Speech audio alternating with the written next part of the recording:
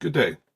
This is the second in a series of videos designed to illustrate how to create predictive models which are simultaneously explicable and precise. As we mentioned in the first video, it is important to observe that there is a difference between mathematics and arithmetic. Mathematics is what tells you what arithmetic is salient and what arithmetic is superfluous. And thus, before even examining some of the code which will help us create these explicable models, one of the things that is important is to examine some of the underlying mathematical theory behind the computations that are made. The topic of this video has to do with variable standardization, and so we will examine what is typically meant by that. Then we will propose a different method of variable standardization and make an argument for its superiority. So, if you take any textbook on data science, one of the things that the authors will encourage the user to do is to standardize their variables when performing predictive analysis. And so when they say standardize, what do they mean? Well, what they mean is subtracting the mean of the variable and dividing by the standard deviation. Now, why would a person do such a thing? Well, there are a few reasons. One is that the new variables will have the same mean and variance, mean of 0, variance of 1. Moreover, the new variables will be unit-free. When you divide by the standard deviation, you will also be dividing by the units of that variable. And so, in a certain sense, all of the resultant variables will be the same. That is to say, they will have the same unit, which is to say, none at all. Moreover, there is an easy interpretation of the coefficients in linear combinations of the original variables. So what do I mean by that? Well, you should observe that the standardization itself is an affine transformation of the variable. You're subtracting something and you're dividing by something. And so if you hand me a linear combination of your standardized variables, I can very easily translate that into a linear combination of your original variables. And so that's nice. Now, there is a fourth reason to do it, and it's one that I don't think is observed very often, and that is to say that standardization, at least in this sense, is idempotent. So what do we mean by idempotent? Well, an operator is idempotent if, when you apply the operator multiple times, you simply keep getting back the same thing. And so a person might say, well, if standardization is good, surely standardizing the standardized variables is even better, right? But of course, nothing happens when you do it the second time. Why? Because your standardized variable already has mean 0, and so when you subtract it, nothing happens. And your standardized variable already has standard deviation 1, so when you divide by it, nothing happens. Standardization is idempotent. However, a reasonable person might ask, is there any underlying theory of this transformation? And the answer is kind of. And so if you go back to, say, your Stats 101, what you'll remember doing is you would be given a set of data, you would compute the sample mean, you would then go, okay, well, I want to do tests of hypothesis of this. What do I do? Well, I'm going to subtract the mean and divide by the standard deviation. And then I'm going to go in the back of the book and look up probabilities associated with the standard normal distribution. Now, why are you doing that? Well, the answer is because the sample mean, we know from the central limit theorem, is asymptotically normally distributed. That's why you do that. And so when you have a sample mean, you just assume, you act as though it's normally distributed. And therefore, when you subtract its mean, which is the original mean, and divide by its standard deviation, which is the original standard deviation divided by the square root of n, when you do that, you get something which is standard normal, and therefore you can go look it up in the back of the book. And as far as I can tell, those kind of tables go back to at least 1799 from the French mathematician Christian Cramp. So there's kind of an underlying theory, but it's important to realize that there's a difference between a variable and a sample mean pulled from a sample of that variable or computed from a sample of that variable. So to illustrate that, consider the following. So what we're going to do is we're going to look at the probability density functions of both the variable and its standardization. So here on the left, what we have is a normally distributed random variable with mean 100 and standard deviation 10. And so when you take that and you transform it, yes, lo and behold, you still get a You still get a normally distributed random variable, now with mean 0 and standard deviation 1. All well and good. But what if your original variable was gamma? So here's a gamma distributed random variable. And so when we take its mean and subtract it and divide by its standard deviation, we get something that looks like this. So same shape, just shifted and adjusted in size. Again, what if you start with a log normal random variable? That's what we have here on the left, and you standardize it, you subtract its mean, divide by its standard deviation. You get something that looks like this. And when you put all three of these things together, what you observe is that although these variables are unit-free and they all have mean 0 and standard deviation 1, they look very different. Their density functions look very different from one another. So in one sense, they're the same, but in another sense, they're like really different from one another, even after standardization, which makes you wonder why it's called standardization if the output is so different. Well, let's try to attend to that problem with the probability integral transform.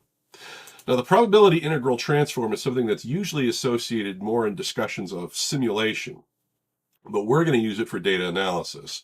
And so here's what we're going to do. For any random variable that you hand me, I am going to hand you back a function defined on the real line called its cumulative distribution function, often denoted as capital F of x.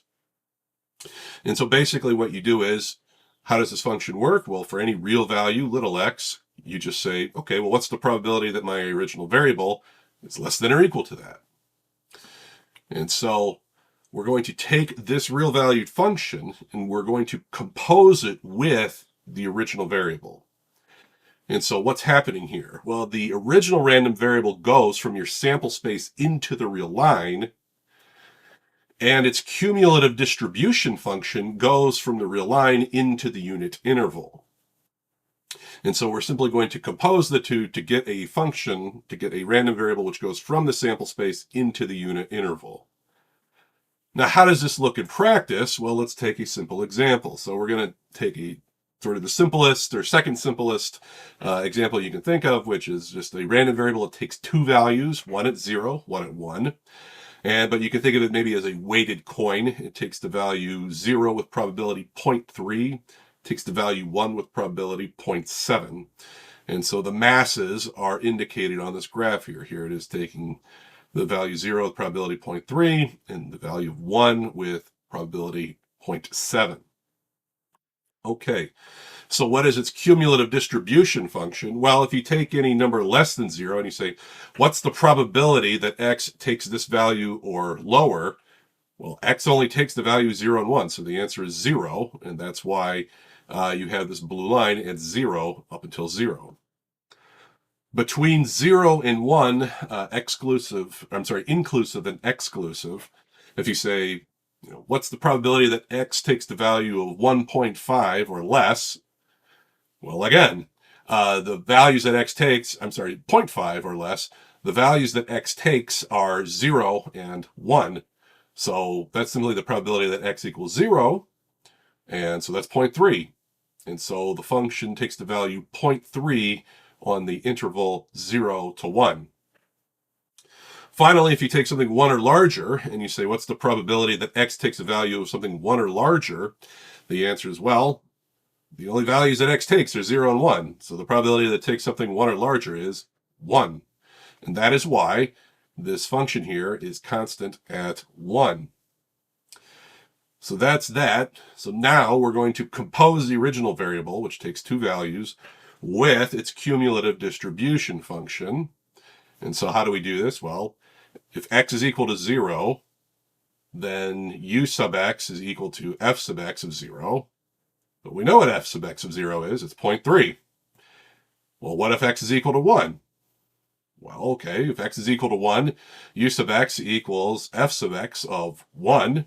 But we know what f sub x of 1 is. It's 1.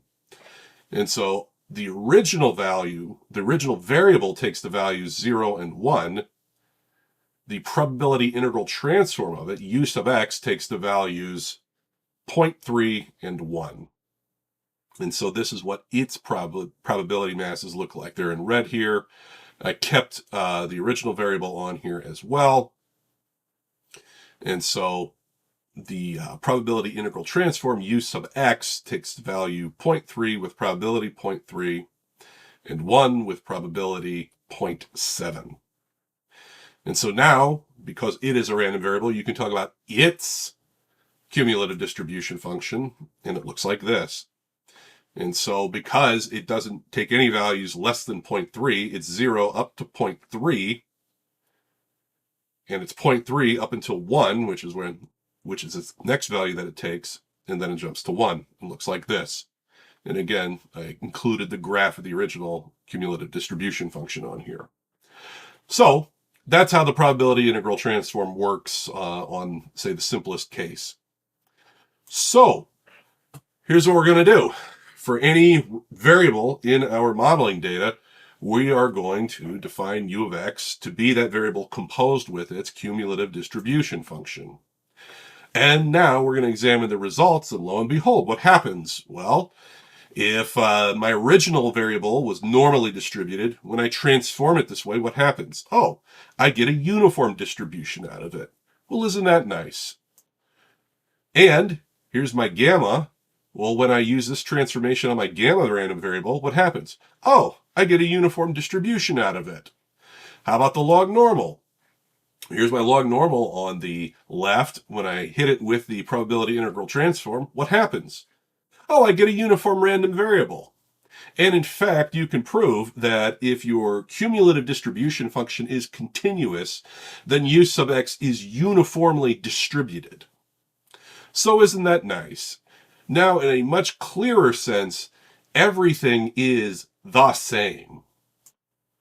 They are, in fact, standard, at least when your cumulative distribution function is continuous. But I hear you say, what happens if it's not continuous? What if there is no density function? Reasonable question. So, as we all know, not all probability distributions have probability density functions. However, all variables have cumulative distribution functions. F sub x always exists. And so now what we can say is, okay, fine, let's not worry about the density function because that's not always there. Let's think in terms of the cumulative density function because that always exists for all random variables.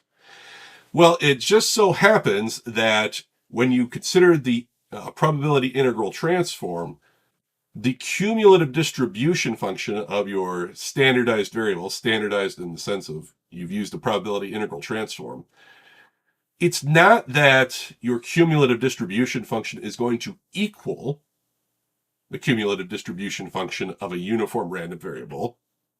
It might, if your original cumulative distribution function was continuous, but in the event that it's not, it's going to be as close as possible to the cumulative distribution function of a uniform random variable. And when we say as close as possible, what do we mean? Well, it turns out that there is a way to measure distance between cumulative distribution functions in something known as the Levy metric. And so that is the sense in which the output from a probability integral transform, that method of standardization, gets you as close as possible to a uniform distribution.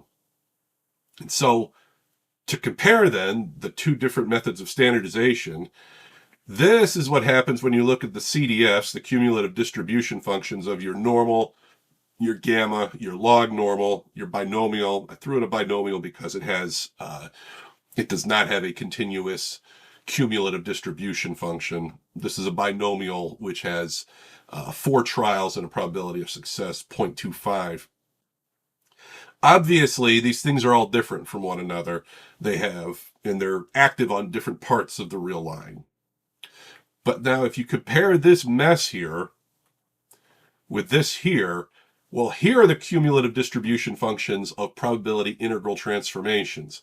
And as you can see, it's way nicer.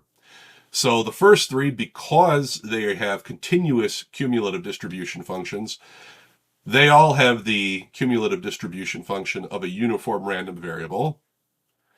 Now, we know that the binomial never had hope of having that cumulative distribution function, but it is as close as possible to a cumulative distribution function in the Levy metric, in the sense of the Levy metric.